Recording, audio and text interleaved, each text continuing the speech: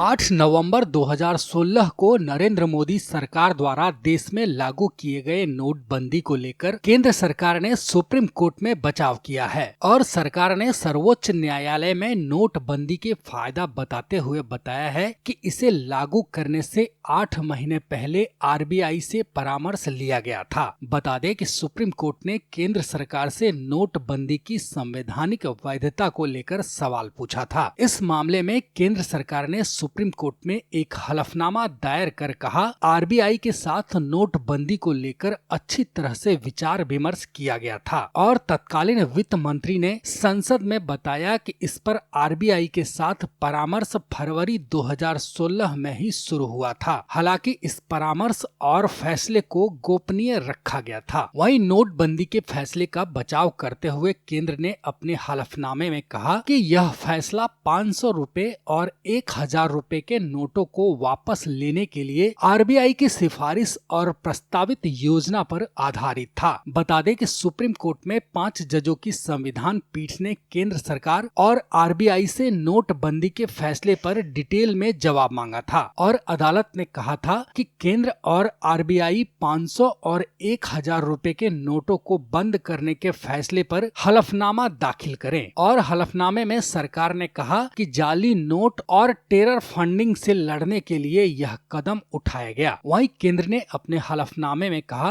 कि आरबीआई के केंद्रीय बोर्ड ने 500 और 1000 रुपए के नोटों की मौजूदा श्रृंखला को वापस लेने के लिए केंद्र सरकार को एक विशेष सिफारिश की और आरबीआई की सिफारिश को जामा पहनाने के लिए एक ड्राफ्ट स्कीम भी प्रस्तावित किया गया। वहीं सिफारिश और ड्राफ्ट पर केंद्र सरकार द्वारा विधिवत विचार किया गया था। हलफनामे में कहा गया, इन बदलावों में अर्थव्यवस्था में मुद्रा की आपूर्ति के लिए पेश किए गए नए बैंक नोटों के डिजाइन और स्पेसिफिकेशन में बदलाव किए गए थे। इसलिए तैयारियों में नए डिजाइनों को अंतिम रूप देना, नए डिजाइनों के लिए इंक और प्रिंटिंग प्लेट्स बनाने, प्रिंटिंग मशीनों में बदलाव शामिल है। और केंद्र ने कहा कि यह देखते हुए डीमोनेटाइजेशन की कार्रवाई को एक अकेले उपाय के रूप में नहीं देखा जाना चाहिए। यह परिवर्तनकारी आर्थिक नीतियों की श्रृंखला में महत्वपूर्ण कदमों में से एक था और नकली नोटों और जरूरत से ज्यादा धन के भंडारण से लड़ने के लिए एक कदम था।